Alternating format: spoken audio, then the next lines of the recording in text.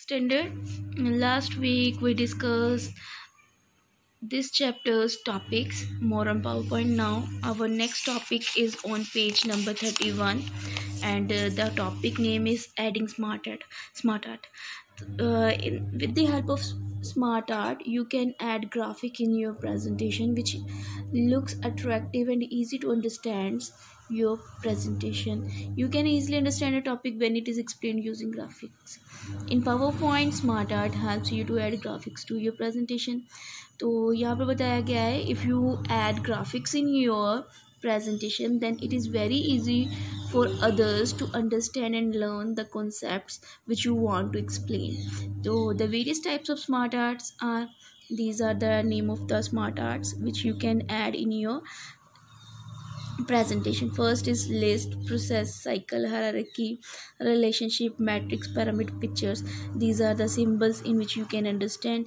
A list display the number of item in a list way, and these are the description of these types. Now this is your computer screen where you can add smart art in your presentation. The step is, first of all, click on the insert tab, then click on the smart art. A smart art dialog book like this will be displayed. There is a list of all which you read below, previous pages. List, process, cycle, hierarchy, which you want to work. When hover your mouse pointer on it and click on it, and the number of item in it, if that particular item will be displayed, or you can choose any one according to your choice. Then the choose a smart art graphic dialog box appears here. Select a smart art graphic. जिस smart art graphic को आप choose करना चाहते हो, उसमें आप इसमें से मल्टीपल ऑप्शंस में क्या कर सकते हो, चूज़ कर सकते हो. उसके बाद click on the select the design, यहाँ पर डिज़ाइन सेलेक्ट करो, and then last click on the okay button. Your file will be displayed in this way. Now there is a text, you can enter text here, and your presentation you can also add pictures, images are here, but now here you can only enter the text which is easily understood by other what do you want to explain in your presentations. Now next topic is modifying smart art. You can also, suppose you choose a smart art which you don't like for your presentation, then you can also modify it. The following steps are, first of all, click on the design tab under the smart art tools. ठीक है, तो smart art tools के अंदर आपने किसको click करना है, design tab को. Choose a layout from the layouts group to change the design of smart art. तो आपने उसके बाद में क्या चूज़ करना है, लेआउट को. Click on change color to change colors of different circle in the smart. You can also change the color of these graphic symbols. Choose a style from smart art. So here there are multiple choices in which you can choose any other graphics or any other style for your presentations. Now the next topic is inserting hyperlinks. Hyperlink means when you click on a text, that text moves you another page, move you another text, move you another link. That type of text is known as hyperlink.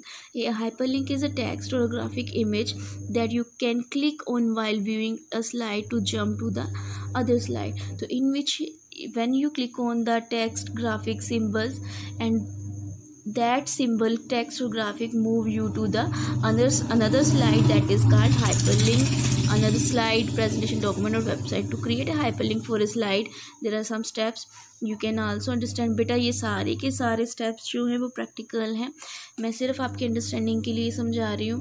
जैसे ही school खुलेंगे हम ज़रूर practical करेंगे.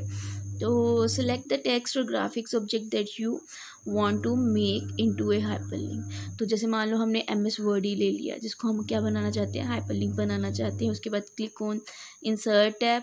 Insert tab के बाद click करने के बाद हाइपरलिंक टैब को क्लिक करो जो किसके ग्रुप के अंदर आ रहा है, लिंक ग्रुप के अंदर आ रहा है. उसके बाद सिलेक्ट अ फाइल, जिस फाइल में आप लिंक हाइपरलिंक क्रिएट करना चाहते हैं यहाँ पर जाके अपनी फ़ाइल को सिलेक्ट करो, और उसके बाद और जो भी नाम आ रहा QB, जैसे इसको सिलेक्ट कर दियो, then click on the okay button. और यहाँ पर क्या है, type the text you want to pair a hyperlink. और यहाँ पर आप अपना टेक्स्ट भी मेंशन कर सकते हो, जिसको आप क्या बनाना चाहते हो। आपने जैसे यहाँ पर टेक्स्ट दिया ना MS वर्ड, तो यहाँ पर अपना टेक्स्ट जिसको आप हाइपरलिंक क्रिएट करना चाहते हो वो टेक्स्ट टाइप करो। Click on the screen tip button to enter the, यहाँ पर स्क्रीन टिप बटन को क्लिक कर दो। तो वो जैसे ही आप इसको क्लिक करोगे, enter screen tip that will appear on hyperlink.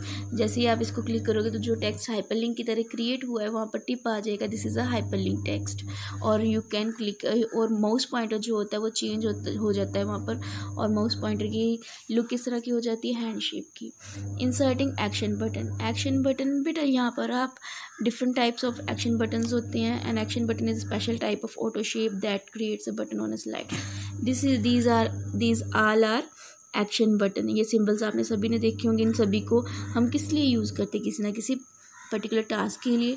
तो आप एक्शन बटन को भी क्या कर सकते हो, अपनी प्रेजेंटेशन में ऐड कर सकते हो। The user can define the action to done by the button when click. जैसे ही आप बटन को क्लिक करोगे तो वो बटन क्या करेगा, कोई एक्शन परफॉर्म करेगा। During the presentation when the user click the button, power point perform the action defined by the user for the button. तो जैसे ही आप प्रेजेंटेशन में किसी बटन को लगाते हो और उसको क्लिक करते हो, तो जो एक्शन आपने उसको परफॉर्म करने के लिए दिया है पावर पॉइंट में, वो क्या करेगा, एक्शन परफॉर्म करेगा। You can also assign both a shape for a button shape को भी एज ए बटन यूज़ कर सकते हो।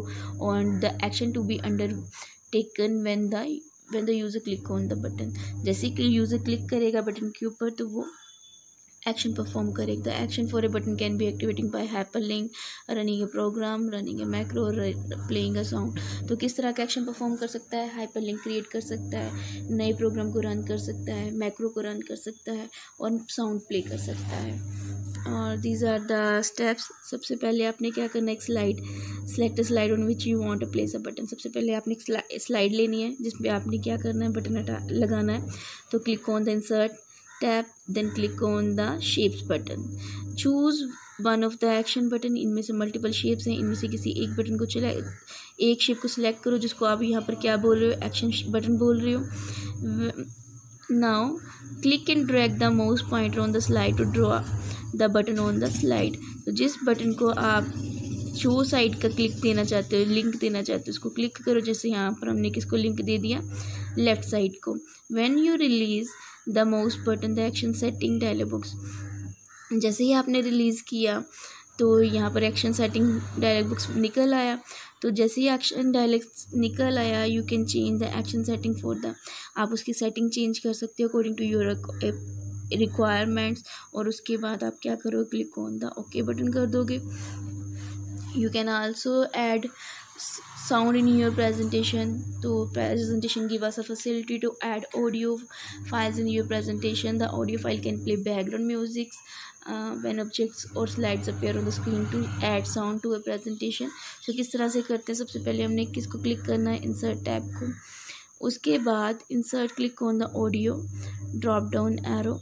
तो यहाँ पर ऑडियो ड्रॉप डाउन एरो बना हुआ है, this is the audio drop down arrow. जब आप इसको क्लिक करोगे तो इस तरह से एक डायलॉग बॉक्स निकल आएगा जिसमें आप जा कर के सिलेक्ट ऑडियो फ्रॉम फाइल, आप ऑडियो फ्रॉम फाइल चूज़ करोगे। ऑडियो आप अपनी फाइल से भी चूज़ कर सकते हो। You can also click on clip art audio, भी क्लिप आर्ट ऑडियो को भी सिलेक्ट कर सकते हो। You can also add files from clip art gallery, record audio, recording भी कर सकते हो अपनी वॉइस में या किसी और की वॉइस का क्लिप भी ऐड कर सकते हो। अब इनमें से मल्टीपल सिलेक्शंस हैं, जिसको भी आप सिलेक्ट करना चाहते हो उसके ऊपर क्लिक करो, locate and select the desired file to be inserted and at last click on the insert button. When you click on the insert button, your background audio will be attached with your slides. The audio icon look like in this way. This is audio icon. If you want to play background sound with your presentation, then click on this button and by default background sound will be produced in the back side of your presentation. That you can also add timing or the time to start an audio clip during the slideshow is defined in the setting under the audio tools tab. आप इसकी timing को भी set कर सकते हो कि when the music will be play। तो यहाँ पर audio tools के टैब दिया हुआ है,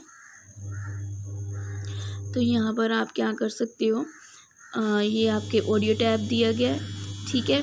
तो यहाँ पर जैसे आप टाइमिंग सेट करोगे, उसके बाद click on the playback tab, this is the playback tab now. उसके बाद आप उसका स्टार्टिंग और एंडिंग टाइम, लूप बार बार चलाना है या रिवाइंड करना, बैक जाना, ये भी डिसाइड कर सकते हो। उसके बाद हाइड रखना है, आइकन की शो करना, ये भी आप कर सकते हो, ठीक है। इस तरह से आप क्या कर सकते हो, अपने ऑडियो में साउंड डिस्प्ले करवा सकते हो। और ट्रिमिंग द मतलब ट्रिमिंग ऑन ऑडियो क्लिप, आप अपना जो ऑडियो क्लिप आप बना रहे हो उसको छोटा भी कर सकते हो, ट्रिम कर सकते हो। Trim means you can play the selected portion of the sound. So you can also trim an audio clip so that it will play only a selected portion of the audio. In order to do so, after inserting the audio file, the file following are the steps. First of all, click on the playback, then click on the trim audio, then our music will be displayed in this bar.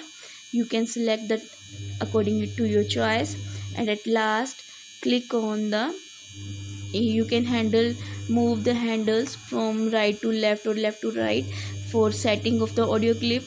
After all, click on you play to select how to play this your music, and at last you click on the OK button. In this way you can trim the audio clip in your presentation as you trim audio video in your Android mobile phones. Okay student, thank you, have a nice day.